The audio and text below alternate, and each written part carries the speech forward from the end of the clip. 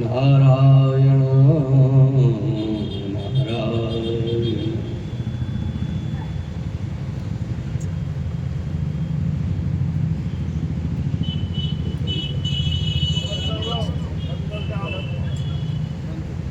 ओम नमो ब्रह्मादिभ्यो ब्रह्म विद्या संप्रदाय कर्तृभ्यो वंश ऋषिभ्यो महदिभ्यो नमो गुरुभ्यः। शंकरं शंकराचार्यं केशवं वादरायणं सूत्रभाष्यकृतौ वन्दे भगवन्तो पुनः पुनः। प्रशान्तभावं शिवमद्वितीयं प्रदायकं मुक्तिमखण्डबोधं प्रणाशकं मोहमदादिदोषान् प्रणमामि तं सद्गुरुवामदेवम्।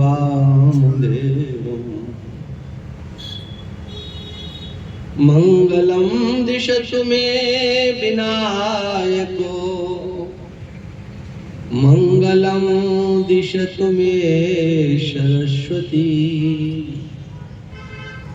मङ्गलं दिशतु मे माहेश्वरी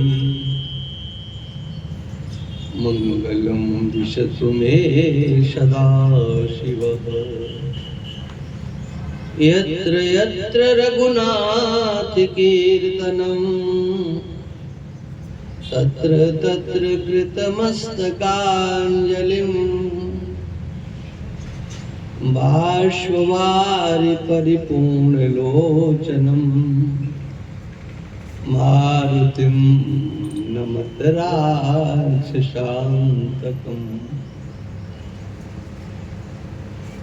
चैतन्यं सर्वगं सर्वं सर्वभूतगुहाशयं यस्सर्वविषयातीतं तस्मै सर्वविदे नमः तस्मै सर्वविदे नमो।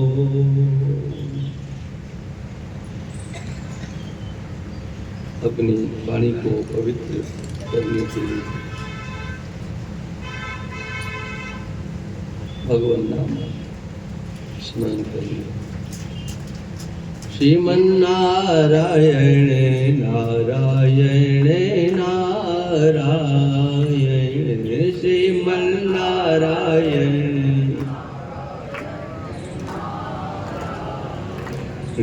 भज मन नारायण नारायण नारायण भज मन नारायण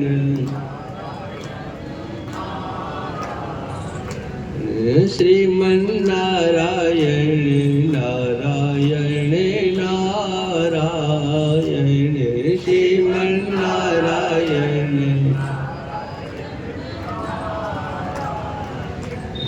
भज मन नारायण नारायण नारायण भज मन नारायण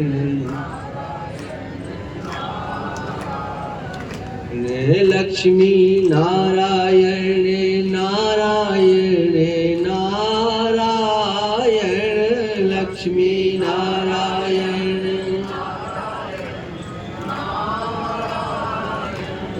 वद्री नारायण नारायण नारायण वद्री नारायण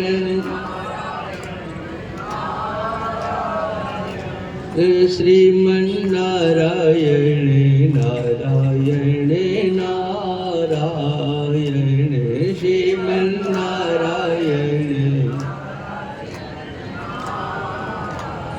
भज मन नारायण नारायण नारायण भज मन नारायण। बोलिए सच्चिदानंद भगवान की, श्री बालाजी महाराज की, सत्य सनातन धर्म की। नमः पार्वती पदे हर हर महादेव। मंचस्थ विराजमान स्वामी मितानंद जी महाराज, स्वामी लक्ष्मणानंद जी महाराज एवं समस्त उपस्थित भक्तवृंद, श्रद्धामयी मातृशक्ति, भगवान की अनुकंपा से ये 4 दिवसीय अध्यात्म सत्संग का कार्यक्रम हमारे उत्साही पवन जी एवं उनके समस्त मित्रों के द्वारा, टीम के द्वारा किया गया। प्रयागराज में ऐसे ही चर्चा हुई थी। लोग कह ही देते हैं महाराज आना, हमारे यहाँ आना। तो ऐसे ही इन रतलाम वासियों ने भी, तो मैंने कहा जब बुलाया जाएगा तो आ जाएगा। और ऐसा योग बना कि लोगों ने अपने उत्साहपूर्वक इस चतुर्दिवसीय आयोजन को निरूप दिया। कार्यक्रम तो हमारा मंदसौर का था। जगदीश जी सेठिया यहाँ विराजमान है, तो इनसे चर्चा हुई। उसी के बीच में ये कार्यक्रम आ गया। मंदसौर केवल हमको 9 दिन रुकना था। अब यहाँ से जाकर के कार्यक्रम तो नवरात्रि में है, लेकिन प्रवास अब मंदसौर में ही रहेगा। ये प्रारब्ध का खेल होता है। 4 दिन का नाम सुनकर के भी लोगों को लगता है कि अरे 4 दिन लोग कार्यक्रम रखते हैं तो 3 दिन का रखते हैं या 5 दिन का रखते हैं या 7 दिन का रखते हैं। बोले ये 4 दिन का क्या है, तो 3 दिन का रखना चाहिए था या 5 दिन का रखना था। सत्य ये है कि हमारे यहाँ पर शास्त्रों में, वैदिक प्रक्रिया में, परंपरा में इस मानवाकृति को प्राप्त करने वालों के लिए 4 ही सूत्र विशेष करके दिए गए हैं। पहले तो मनु जी महाराज ने इस बात को कहा कि जो अपने स्वजनों को, माता पिता को, गुरुजनों को, जो आयु वृद्ध हैं, ज्ञान वृद्ध हैं, उन वृद्धों की पूजा करना चाहिए। कैसे पूजा करना? तो मनु जी महाराज कहते हैं कि ये नहीं है कि आपके पास पंचोपचार, षोडशोपचार पूजन हो की सामग्री हो, उससे आप उनका पूजन करें। प्रणाम करना ये सबसे बड़ा पूजन है। अभिवादन करना, केवल जाकर के पैर छू लेना। अब आज तो पैर छूने के भी प्रक्रियाएं बदल गई हैं। घुटनों तक हाथ बड़ी मुश्किल से जाता है। बदन पूर्वक अभिवादन करना, कहते हुए मैं प्रणाम कर रहा हूँ, आपको प्रणाम कर रहा हूँ, नाम लेकर के उनके चरणों में मस्तक को झुकाना, मस्तक टेक करके पृथ्वी पर प्रणाम करना, साष्टांग प्रणाम करना, ये अभिवादन कहलाता है। आप कितना कर सकते हैं आप जाने, लेकिन मनु जी महाराज कहते हैं जो नित्य इस कार्य को करते हैं उसके पास 4 चीजें आती हैं, और कोई भी ऐसा मनुष्य नहीं है जो इनकी वृद्धि नहीं चाहता। अभिवादनशीलस्य नित्यं वृद्धोपसेविनः चत्वारि तस्य वर्धन्ते आयुर्विद्या यशो बलम्। 4 वस्तुओं की उसके जीवन में वृद्धि होती है। देखो, अनुष्ठान कराए जाते हैं कि अमुक वस्तु हमको चाहिए, लेकिन केवल एक अनुष्ठान यदि मनुष्य अपने जीवन में ले लेता है, एक वृद्धों की सेवा करता है, उन्हें प्रणाम करता है, उनके समीप बैठता है, उनकी सन्निधि में बैठना, बराबर वालों के साथ बैठना, अरे कोई बैठना नहीं होता है। बैठना तो अपने से बड़ों के पास चाहिए, अपने से छोटों के पास बैठना कोई बैठना नहीं है, वहां से कुछ मिलेगा नहीं। लेकिन लोगों का स्वभाव होता है अपने से बड़ों के पास कम बैठना, बराबर वालों के पास बैठना, छोटे हों उनके पास बैठना। छोटों के पास बैठने से कुछ नहीं मिलता है, केवल एक अहंकार की वृद्धि होती है। ये सब छोटे हैं, हम बड़े हैं, उन्हें हम सिखाते हैं, वहां से कुछ नहीं मिलता है। आपके मित्र भी ऐसे आजकल बहुत कम होते हैं जो अपने मित्र के हित की बात सोच सकें, अच्छे मार्ग पर चला सकें। ऐसे मित्रों का भी अभाव होता चला जा रहा है। अगर किसी को मिल गए हैं तो वो सौभाग्यशाली है, इसलिए वहां पर भी कुछ मिलता नहीं है। लेकिन वृद्धों के पास बैठने से वो कुछ भी नहीं दे, तब भी बहुत कुछ आपको मिलता है। ये हमारे जीवन का जो अभिमान है, जो अहंकार है, ये कहां गलित होगा? इसको आप कहां मिटा पाएंगे? कोई जगह है? केवल एक ही जगह है, वृद्धों के पास। बुद्धि वृद्ध, ज्ञान वृद्ध, विद्या वृद्ध, आयु वृद्ध, इनके पास बैठने से। और कभी कभी नहीं, ये ध्यान रखना, श्री मनु जी महाराज कहते हैं कि कभी कभी नहीं, नित्य। जैसे लोग नियम बनाते हैं, घूमने का नियम बनाया, किसी ने मंदिर जाने का नियम बनाया, कोई न कोई कार्यक्रम बनाते हैं। जैसे योग में जाने वाले क्लास बता रहे थे, इतने वर्ष से चल रहा है। अब ये नित्य का कार्य है। मनु जी महाराज कहते हैं ये भी कोई होली दिवाली का काम नहीं है, ये नित्य का कार्य है, ये एक अनुष्ठान है, ये एक नियम है। आपके जीवन में आयु की वृद्धि होगी। और सोचो, ऐसा कौन व्यक्ति है जो अपनी आयु लंबी नहीं करना चाहता?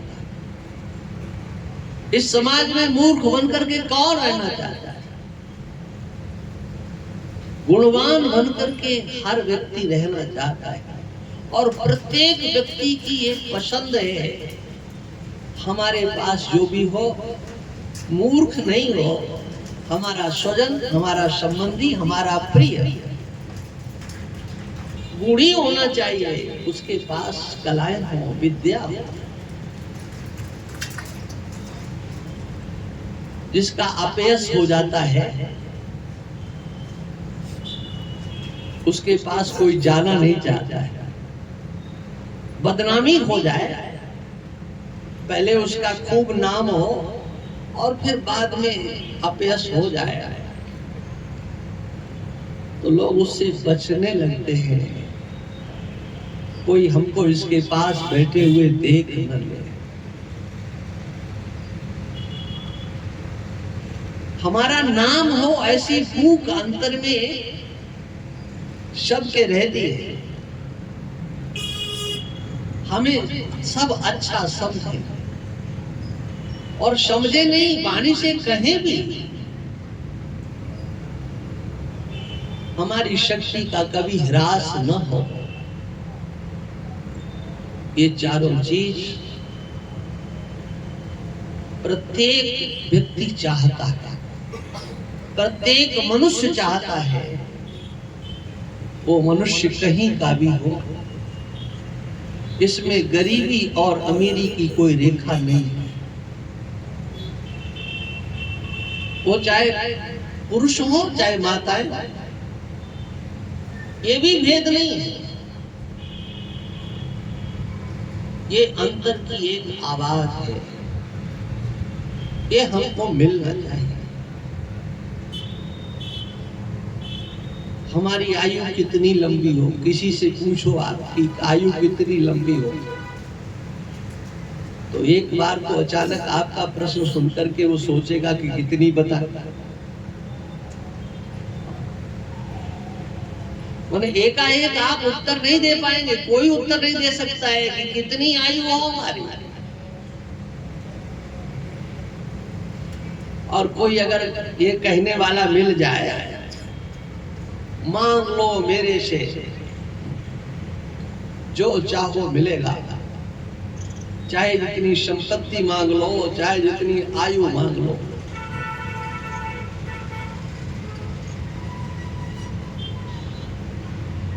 तो आखिर में जब आयु मांगने की बात आएगी ना, तो अंत में व्यक्ति यही कहेगा, महाराज एक ही आखिरी वरदान दे दो कि हम मरे नहीं।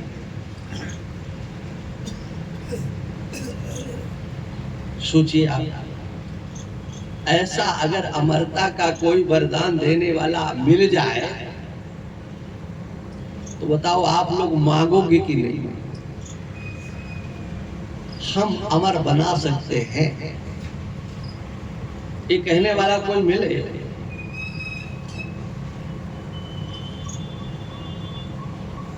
आप रामचरितमानस को देखिए, उसमें बालकांड में एक प्रथम सोपान में चरित्र आता है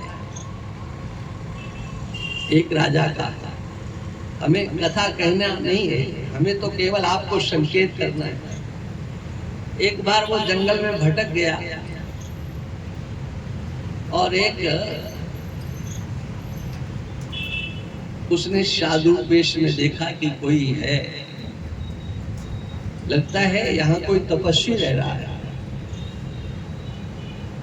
प्यास लगी हुई थी, सोचा कि इसके यहाँ तो जल मिलेगा, घोड़ा भी प्यासा है, हम भी प्यासा है, यहाँ तो जल की व्यवस्था हो सकती है। और उसने देखा, अरे ये तो भानु प्रताप आ गया। वो था एक राजा, जिस राजा की समग्र संपत्ति को भानु प्रताप ने छीन लिया था, उसको युद्ध में हरा दिया था।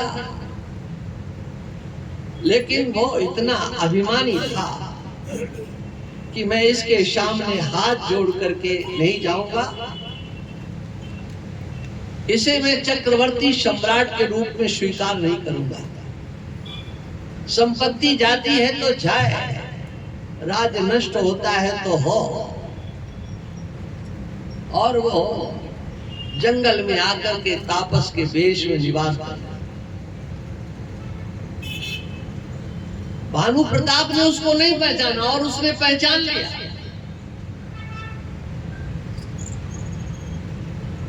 वार्ता हुई, उसमें ज्यादा हम नहीं जाते। उसने कहा तो मेरे से वरदान मांगो। तो उसने सबसे पहले यही वरदान मांगा कि जरा मरण रहित तन, जरा मरण दुख रहित तन। मेरा शरीर जन्म जरा और मृत्यु से रहित हो जाए, जरा से रहित हो जाए, मृत्यु से रहित हो जाए, दुख भी कोई नहीं आए, कोई मुझको जीत नहीं सके, इस सारी पृथ्वी का मैं राजा बनूं। बोले ये बताओ कितने दिनों तक आप राजा रहना चाहते हो? तो बोले 100 कल्पों तक मैं राजा रहना चाहता हूं। 100 कल्प। उसने कहा तथास्तु, जाओ, हो गया ऐसा। अब वहां कोई देना लेना तो था नहीं, यही तो कहना था, बस हो गया हो गया हो गया। तुम्हारी सब बातें हमने मान ली। जैसे नेताओं के सामने जब जनता के लोग पहुंचते हैं कि ये मांग है हमारी, ये मांग है हमारी, तो वहां मंच से ये कहने में क्या लगता है, जाओ जाओ सब मांगे पूरी होंगी, सब मांगे पूरी। अब बाद में होगी कि नहीं होगी ये तो बाद की बात है, लेकिन उस समय कह दिया गया। कहना मुझे ये है कि आप क्या चाहते हो अपने जीवन में? आयु की वृद्धि चाहते हो? कितनी आयु बढ़ी हो, क्या आपने कभी सोचा?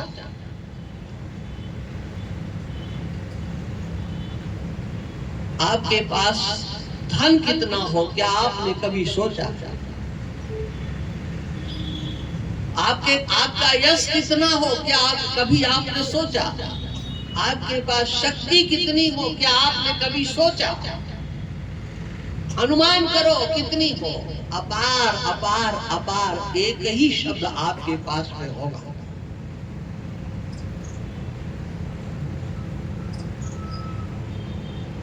और ये कितना सरल उपाय है, सरल उपाय। इसे करने से 4 वस्तुएं मनुष्य प्राप्त कर सकता है। वो अपनी आयु को अनंत बना सकता है। यही है अध्यात्म विद्या, यही है अध्यात्म ज्ञान। आयु को असीम बना देना। आपकी कोई आयु हो ही नहीं ऐसी स्थिति में पहुंचा देना, यही तो अध्यात्म विद्या का कार्य है। अध्यात्म विद्या वह आपको देती है जो आपके अंतर में बैठी हुई इच्छाएं। वो अध्यात्म ज्ञान आपको वह देता है जिसको आप सतत चाहते हो। मनुष्य मात्र चाहता है, और इस मानवाकृति की उपयोगिता भी तो इसी में है जिसके लिए ये मनुष्य शरीर हमें मिला है और वो हमें प्राप्त हो जाएगा। और आप जानते हो, इस आकृति को जो ईश्वर की कृपा से कहो या अपने पुण्यों के प्रताप से कहो, ये शरीर हमको आपको मिला है। यदि इसका उपयोग नहीं किया गया तो आप समझिए इसकी सर्वाधिक निंदा की गई है।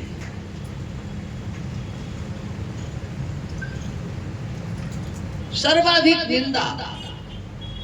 जितनी निंदाएं शास्त्र में मनुष्यों की गई हैं,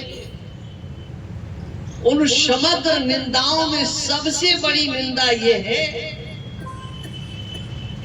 कि ये शरीर जिस कार्य के लिए मिला है, यदि वह कार्य आपने नहीं किया तो शास्त्र कहता है कि आपकी निंदा होना चाहिए। सबसे बुरा कार्य क्या है जो हमारे यहाँ लोक में, समाज में, शास्त्र में बुरा कार्य कहा जाता है? उसी का दूसरा नाम होता है पाप कर्म। इसने पाप किया है, इसे पाप लग गया है, और वो करने वाला भी अपने अंदर इस बात का अनुभव करता है। उसके अंदर एक संस्कार हमेशा जागृत रहता है, मैंने किया, गलत किया, नहीं करना था। ऐसा हो सकता है कि किसी व्यक्ति के द्वारा कोई ऐसा पाप कर्म किया गया जिसे कोई नहीं जानता है, ऐसे सावधानी से किया है कि इसका कोई सबूत नहीं है।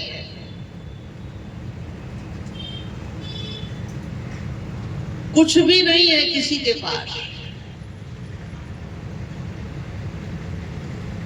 लेकिन वो अपनी नजरों में क्या है जरा उससे पूछा जाए। वो अदालत से छूट सकता है, लोक निंदा से वो बच सकता है। उसने इतनी सावधानी से वो पाप कर्म किया कि किसी को पता ही नहीं लगा। किंतु आप विचार करो कि किसी को पता नहीं लगा, ये बात तो ठीक है, लेकिन उसको पता है कि नहीं? क्या वो अपने आप को कभी कह सकता है कि मैंने ऐसा नहीं किया है?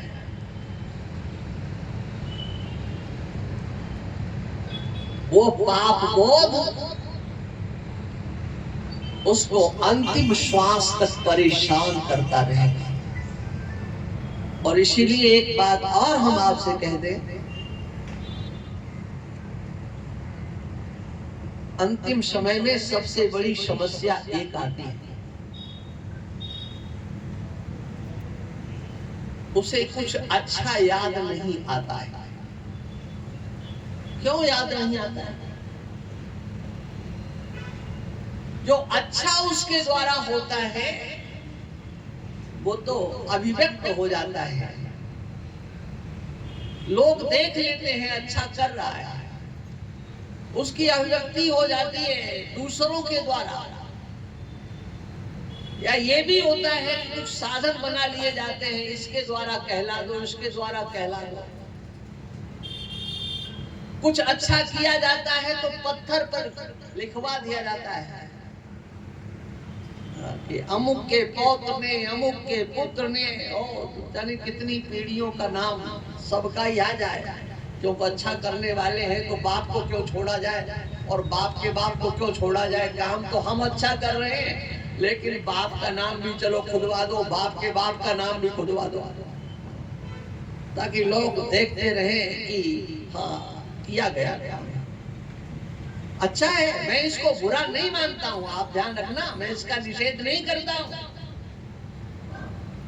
लोगों को धर्म के कार्य में लगाने के लिए ये भी एक फार्मूला है कि भाई चलो बिना नाम के कोई नहीं करता है तो करो।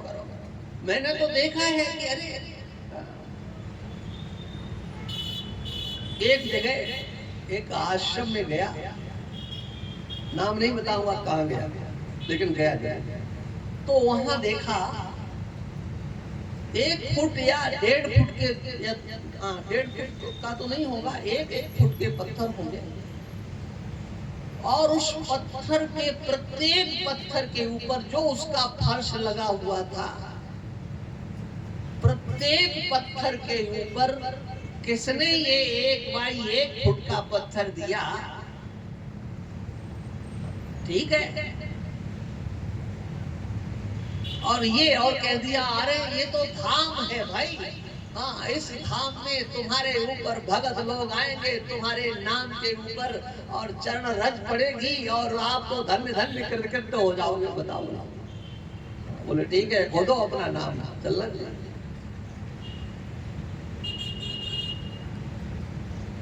धर्म के कार्यों में लगाने के लिए लोगों को अगर ऐसे ही लगते हैं तो लगे। मैं कहना क्या चाहता है, आपके द्वारा जो अच्छा होता है वो व्यक्त होता है, लेकिन जो अच्छा नहीं होता है उसे व्यक्त नहीं किया जाता है। वो आपके अंतर में जमा रहता है, उसे आप निकाल भी नहीं पाते हो।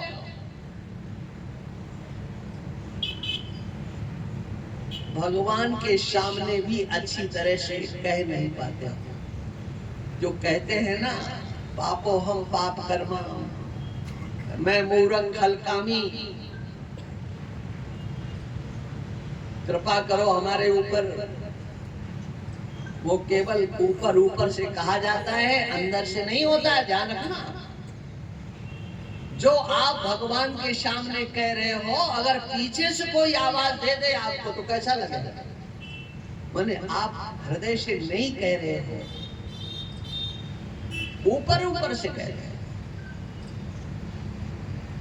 मुझे कहना यह है कि वह कार्य कोई नहीं जानता है जो आपके अंतर में बैठ जाता है, वह बुरा कार्य है।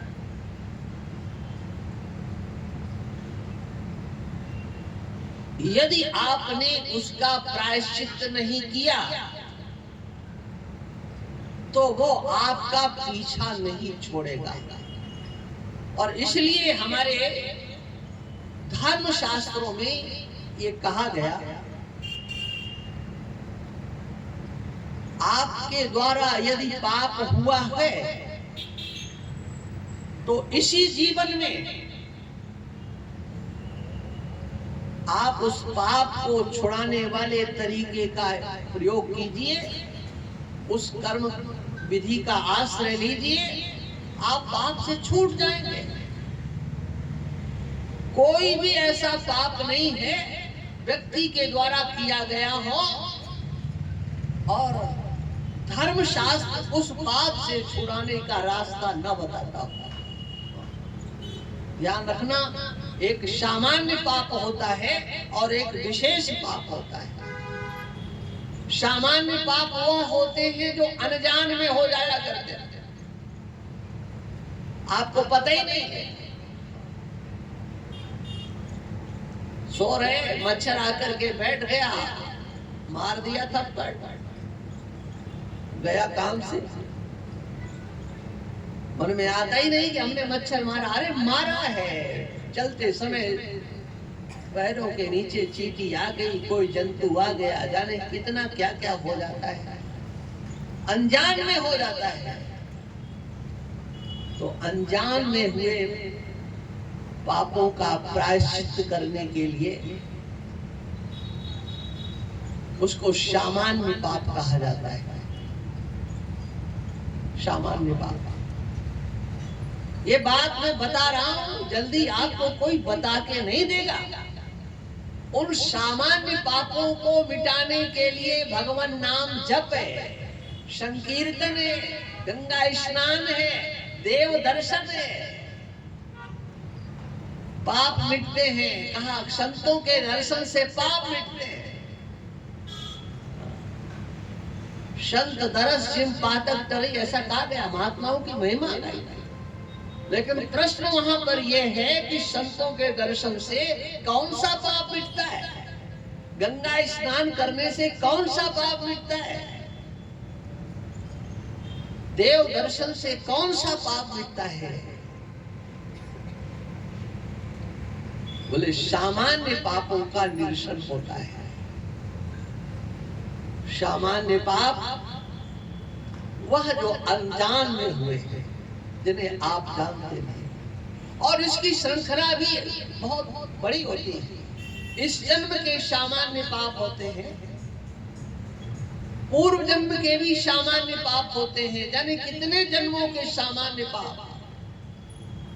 उन समग्र सामान्य पापों को मिटाने के लिए भगवान नाम संकीर्तन इत्यादि जो विधान किया गया है, संतों का दर्शन करो, देव दर्शन करो, नाम संकीर्तन लो, गंगा स्नान करो।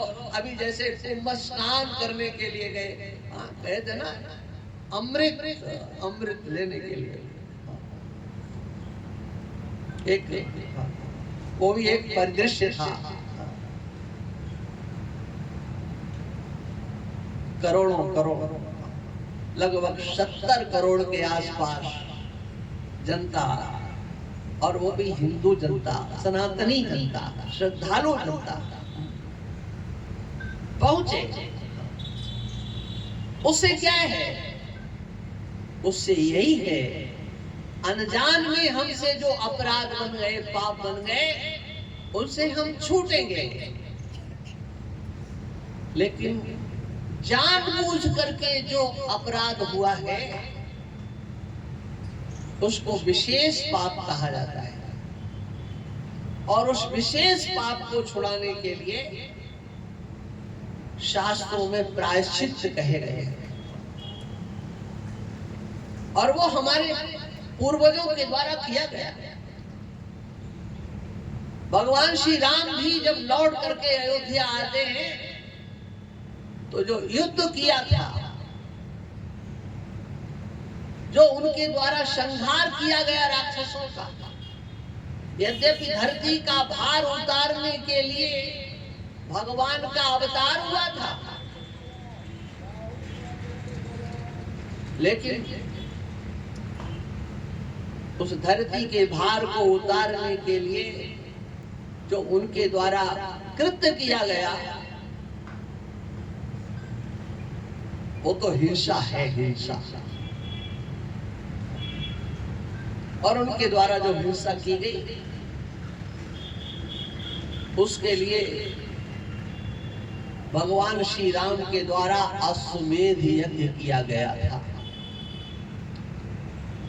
युद्ध में राजाओं से जो पाप होता है, हिंसा इत्यादि दोष लगता है, अश्वमेध, राजसूय इत्यादि यज्ञों से करने से वो पाप से मुक्ति होती है। ये इतिहास हमारे यहाँ पर है। किसी के द्वारा किसी पशु की हिंसा हो जाती है, तो उस पशु हिंसा से छूटने के लिए, गौ हत्या हो जाती है, उससे छूटने के लिए और कोई हिंसा हो जाती है, इसी प्रकार से और कोई पाप बन जाता है। हमें कहना ये है कि कोई भी ऐसा पाप नहीं है जो आपके द्वारा हो गया है और आप अपने जीवन में उससे मुक्त नहीं हो सकते हो। मुक्त हो सकते हो, होशो हवास में मुक्त हो सकते हो, जीते जी मुक्त हो सकते हो। जीवन रहते आप उन समग्र पापों से मुक्त हो सकते हो। ये हमारे यहाँ पर शास्त्र की परंपरा है। लेकिन ध्यान रखना, वहीं पर एक पाप ऐसा है जो जिसका कोई प्रायश्चित नहीं है, और वो पाप क्या है? कान खोल करके सुनो। आप सत्संग करने के लिए आए हो, कथा सुनने के लिए नहीं आए हो। कथाएं तो भावना से सुनी जाती हैं, वहाँ भाव की प्रधानता होती है। लेकिन सत्संग में, और वो भी विशेष करके अध्यात्म सत्संग में, भाव की प्रधानता नहीं होती है, आपके कल्याण की प्रधानता होती है। आपके चिंतन की एक दिशा बदलने की प्रधानता होती है। आपने जो अभी तक सोचा है उसमें कितना सच है और कितना सच नहीं है, एक विभाग करने की प्रधानता होती है। कथाओं में लालित्य हो सकता है, मनोरंजन हो सकता है, लेकिन सत्संग में कोई लालित्य नहीं, कोई मनोरंजन नहीं होता है। वहां तो सत्य के साथ जुड़ना ही सत्संग कहलाता है। और इसलिए सत्संग में ये विशेष करके ध्यान महापुरुषों के द्वारा रखा जाता था। आज सत्संग के नाम पर कुछ भी हो, मैं उसकी चर्चा नहीं करता, लेकिन सत्संग का अर्थ ही है जो सत्य स्वरूप परमात्मा है उसके ओर आप कैसे चले, उसका साथ आपको कैसे मिले। परमात्मा सबके हृदय में बैठा हुआ है, लेकिन सबके हृदय में बैठा हुआ परमात्मा भी क्या सबको उपलब्ध है? परमात्मा तो सर्वत्र है। और हम लोग ये सुन चुके हैं, बहुतों को जो पाठ करते हैं रामायण का, मानस का, गीता का, सुनते हैं सबके हृदय में भगवान बैठे हुए। आपने ये कथा सुनी होगी ना कि हनुमान जी महाराज को किसी ने माला पहनाई, वो माला मोतियों की थी, बड़ी कीमती थी। तो उनको देखने लगे, तो जो दाना देखे उसमें उनको अपना मुख दिखाई पड़े। अरे बोले, अब हमारा मुख तो दिखाई पड़ता है, भगवान तो इसमें दिखाई नहीं पड़ता। तो बोले, भगवान तो सबके अंदर रहता है, तो इसके अंदर होगा। तो एक दाना लिया और तोड़ दिया, दो भाग हो गए। वहां पर भी भगवान नहीं दिखाई दिए। सोचा ये दाना नहीं, दूसरे दाने में होंगे भगवान। अब जिसने माला पहनाई थी ना, उसे बड़ा बुरा लगा।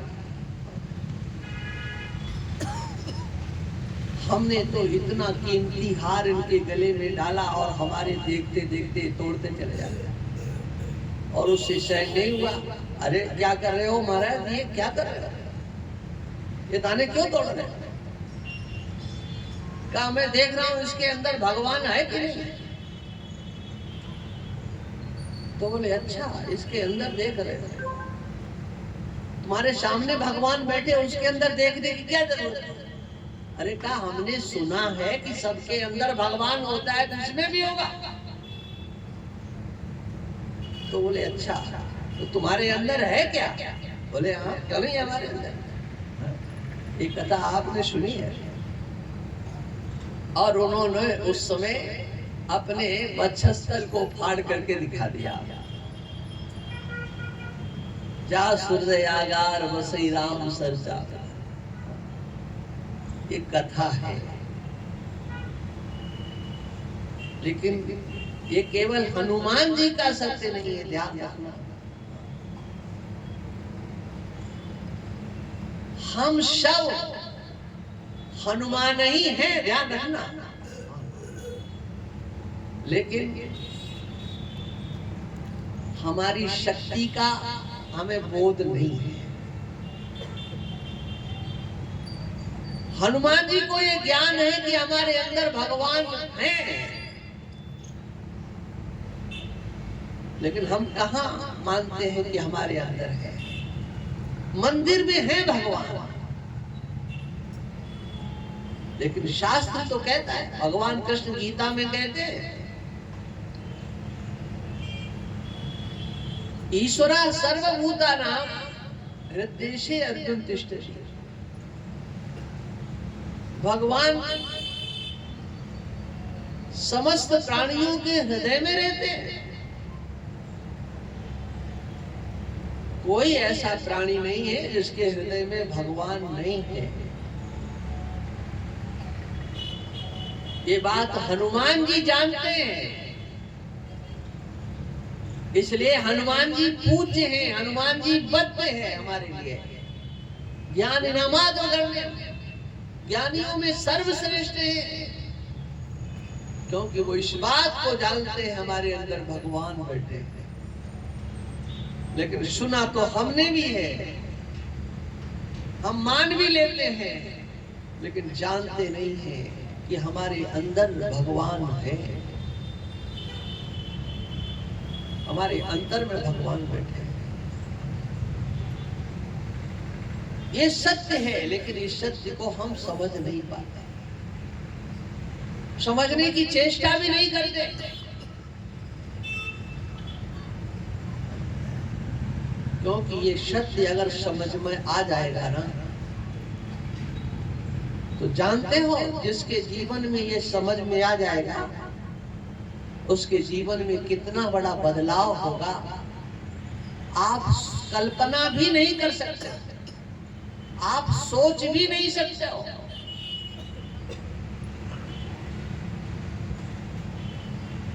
एक और नाम जब से लेकर के अनेक साधनाओं को करने वाला एक साधक हुआ है, जो अनेक साधनाएं करते हुए भगवान की ओर चलता है। और एक साधक हुआ है जो केवल ये जानना चाहता है कि हमारे हृदय में भगवान बैठे हैं, हम जान लें। और मान लीजिए उसने जान लिया कि हमारे हृदय में भगवान है, तो जानते हो उसका फल क्या होगा? वो सबके हृदय में भगवान को देखेगा, और जब सबके हृदय में भगवान देखेगा ना, तो उसका जीवन कैसा होगा? उसके जीवन में किसी का भी अहित करने का कभी संकल्प नहीं उठ सकता। उसके जीवन में उसके व्यवहार से कभी पाप करने का संकल्प नहीं उठ सकता।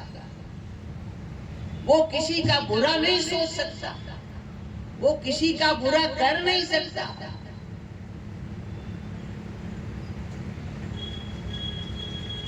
बहुत बड़ा परिवर्तन होगा, जिसे धर्माचरण कहा जाता है। धर्म उसके अंतर में प्रतिष्ठित हो जाएगा, क्योंकि जहां भगवान होते हैं वहां पर धर्म होता है। यत्र योगेश्वरः कृष्णो यत्र पार्थो धनुर्धरः।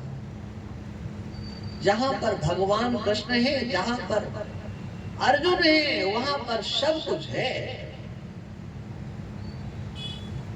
अधर्म का आश्रय लेकर के कोई कीर्ति प्राप्त नहीं कर सकता, यश को प्राप्त नहीं कर सकता। इसलिए ईश्वर की उस समग्र सत्ता को समझना और जानना, ये आपके अधिकार का क्षेत्र है। ये मनुष्य जीवन आपको मिला है, उसका मुख्य प्रयोजन अगर व्यक्ति के द्वारा सिद्ध नहीं किया गया तो उसकी निंदा की गई है। ये मानव शरीर हमको मिला है। भगवान कृष्ण उद्धव को उपदेश करते हुए कहते हैं, निर्देय माध्यम सुलभम सुदुर्लभम प्लवम सुकल्पम गुरु कर्णधारम मयानुकूलेन नभस्ते तम पुमान भवाभिम न तरे स आत्महा। इस जन्म मृत्यु रूप संसार सागर को जिसने ये मानव शरीर प्राप्त करके संसार सागर को जिसने पार नहीं किया, भगवान कृष्ण कहते हैं स आत्महा। वो मनुष्य, उसने कोई छोटा मोटा पाप नहीं किया है। भले ही लोक दृष्टि में वो बहुत अच्छा है, आचरण उसका बहुत अच्छा है, लेकिन जिस कार्य के लिए मनुष्य शरीर मिला था वह कार्य उसने नहीं किया। तो समझ लो उसको आत्महत्या का पाप लगेगा। ये अध्यात्म प्रवचन है, ध्यान रखना। इसलिए अध्यात्म सत्संग में आपको यथार्थता का ज्ञान होना आवश्यक है। ये मानव शरीर हमको किस लिए मिला है, इसका प्रयोजन क्या है? आपने अपने को मनुष्य माना, ब्राह्मण माना, क्षत्रिय माना, वैश्य माना, व्यापारी माना, कुछ भी माना, लेकिन बताओ सबसे पहले आप मनुष्य हो कि नहीं? आप मनुष्य हो। ये आपकी बुद्धि में बैठा है कि मनुष्य आप हैं, लेकिन रामचरितमानस में गोस्वामी तुलसीदास जी महाराज कहते हैं, अरे आप मनुष्य नहीं हो, आप मनुष्य नहीं। मैं नहीं कह रहा हूं, मानसकार गोस्वामी तुलसीदास जी कहते हैं। और यहाँ जितने बैठे उन सबको वो अर्धाली याद है, लेकिन कभी अर्थ पर विचार नहीं किया। बड़े भाग मानुष तनु पावा, सुर दुर्लभो शद ग्रंथन गावा, साधन धाम मोक्ष कर द्वारा, पायन देही परलोक संभारा। आप मनुष्य हो या मनुष्य शरीर आपको मिला है, विचार करो। जो वस्तु जिसे प्राप्त होती है, प्राप्त करने वाला उस वस्तु से अलग होता है। बोलने के लिए माइक मिला है, माइक मिला है ठीक है, लेकिन हम माइक तो नहीं हो गए। बैठने के लिए तख्त मिला है, आप कुर्सी पर बैठे हो तो क्या कुर्सी हो गए? अरे मिली हुई वस्तु जिसे मिलती है उससे अलग होती है। ये शरीर आपको मिला है, आप शरीर से अलग हो। इस शरीर का प्रयोजन है, मनुष्य जीवन का, इस मानवाकृति का प्रयोजन है। इस मनुष्य शरीर में यदि जीव आता है तो उसके कर्तव्यों का निश्चय होता है। यद्यपि जितने भी शरीर हैं ईश्वर की सृष्टि में, सब पंचभूतों से बने हुए हैं, एक जैसे शरीर है, लेकिन इस शरीर की विशेषता है। और इस शरीर की विशेषता का जो अनादर करता है, जो तिरस्कार करता है, ध्यान रखना वो भगवान की दृष्टि में अपराधी है, और उसे वह पाप लगता है जिसका कोई छुटकारा नहीं। आपने सुन लिया, मैंने कहा कि ऐसा कोई पाप नहीं है जिसका निस्तारण हमारे धर्मशास्त्रों में, पुराणों में, वेद में नहीं है, सबका है। लेकिन एक ही ऐसा पाप है जिसका निस्तारण नहीं है, और वो पाप है आत्महत्या। आत्मा की हत्या नहीं होती है, लेकिन कहा जाता है आत्महत्या। ये जो शरीर की हत्या होती है ना, इसको आत्महत्या कहा जाता है, और ये सबसे बड़ा पाप है। दूसरा कोई अगर किसी के ऊपर प्रहार करता है, मौत हो जाती है, तो वो आत्महत्या नहीं है। अपने ही आप के द्वारा अपने ही शरीर को जब नष्ट करने का प्रयास किया जाता है या कर दिया जाता है, तो वो ऐसा पाप होता है जिसका निस्तारण नहीं होता। और उसके लिए हमारे धर्म शास्त्रों में बहुत कुछ लिखा है और उन बातों का प्रचार नहीं किया गया। पता नहीं क्यों नहीं किया गया, क्यों नहीं समाज में बताया गया कि सबसे बड़ा पाप आत्महत्या है। डरना नहीं चाहिए, जान में अनजान में किसी से कभी भी कोई पाप हो सकता है, मान लिया। अरे उससे मुक्त करने का उपाय भी हमारे आचार्यों ने, ऋषियों ने निकाल दिया है। लेकिन कभी भी किसी को आत्महत्या नहीं करना चाहिए, ये हमारे धर्म ग्रंथों में कहा गया है।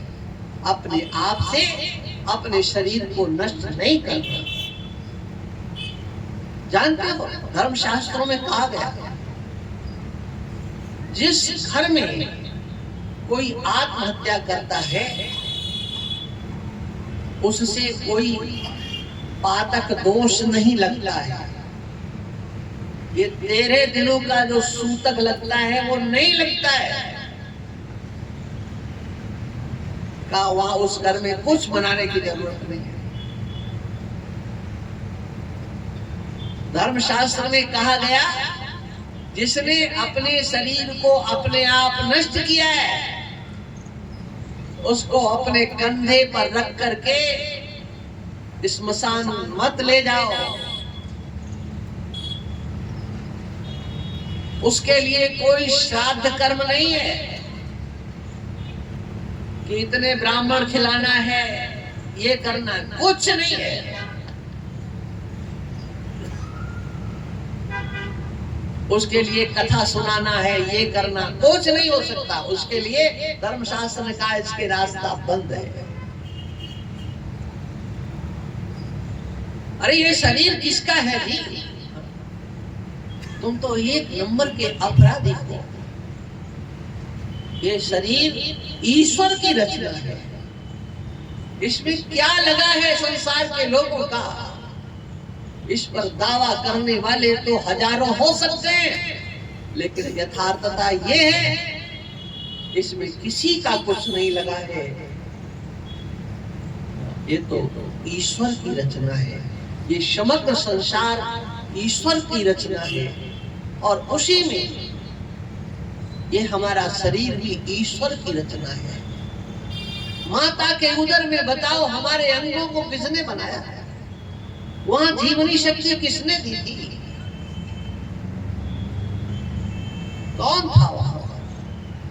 किसने हमको जीवन दिया था? सब ईश्वर के द्वारा किया गया। रचना ईश्वर की, लेकिन दावेदार संसार के लोग बन गए और तुम भी बन गए। यही मैं हूं। और इसीलिए जो शरीर को नष्ट करता है वो एक अपनी सोच बना करके करता है, मैं मर जाऊंगा। शरीर को नाश करने में ही वो अपना नाश समझता है। और ये सबसे बड़ा पाप होता है जो शरीर में अपनी अहम बुद्धि करके चलता है। ये 3.5 हाथ का पुतला तुम नहीं हो, इससे तुम अलग हो। ये सबसे बड़ा अपराध है, ध्यान रखना। देह को मैं मानना सबसे बड़ा ये पाप है। सब पाप इसके पुत्र है, सब पाप का ये बाप है। ये शरीर तो आपको मिला है, ये मानवाकृति हमको मिली है। इसका उपयोग करना, मनुष्य शरीर प्राप्त हो जाए और उसमें भी भारत ने ये मानवाकृति प्राप्त हो जाए। भारत में भी गंगा, यमुना, नर्मदा, सरस्वती, कावेरी इत्यादि 7 नदियों के किनारे 12 ज्योतिर्लिंग इत्यादि इनके शब्द पुरियों के पास में ये शरीर हमको प्राप्त हो जाए तो उसकी महिमा तो और बढ़ जाती है, क्योंकि वहां से आपके जहां तक जाना है उसको प्राप्त करने के गंतव्य साधन प्राप्त हो सकते हैं, सहज रीति से प्राप्त हो सकते हैं। हमारे यहाँ सप्तपुरियां मोक्ष देने वाली हैं। अयोध्या, मथुरा, माया, काशी, कांची, अवंतिका और इन सातों पुरियों में पूरा हमारा देश समाहित हो जाता है। इन पुरियों में निवास करो तुम्हें मोक्ष प्राप्त हो जाएगा। सब नदियों के किनारे निवास करो तुम्हें मोक्ष मिल जाएगा। मोक्ष प्राप्त करने के लिए मोक्ष क्या? जन्म मृत्यु के प्रवाह से छूटना और परमात्मा को प्राप्त कर लेना, इसी का नाम तो मोक्ष है और कुछ नहीं। और इसलिए इस मनुष्य के लिए 4 पुरुषार्थों का वर्णन किया गया है। ये 4 दिन का सत्संग है ना, 4 पुरुषार्थों का वर्णन किया गया है। पुरुष इनको चाहता है, पुरुष के जीवन में आना चाहिए। धर्म, अर्थ, काम और मोक्ष, ये चारों पुरुषार्थ कहे जाते हैं। पुरुष इनसे प्रेम करता है, इनको देखना चाहता है, समाज में देखना चाहता, परिवार में देखना चाहता, संसार में देखना चाहता है।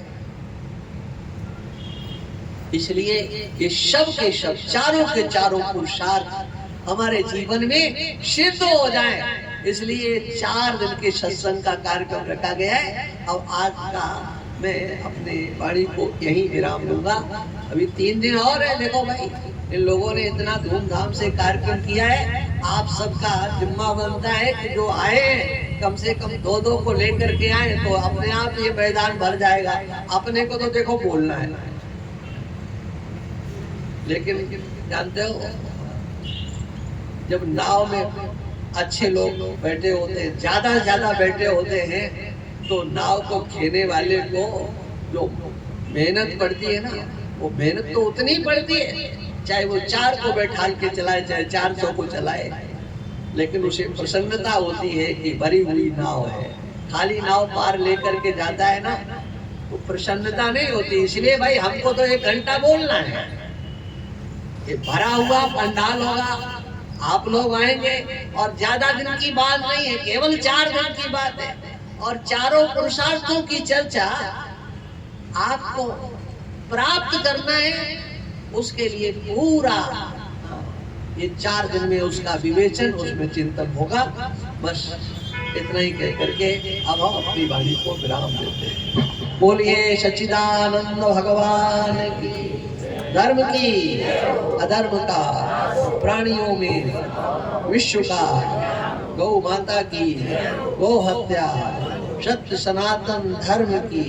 नमः पार्वती पदे, हर हर महादेव।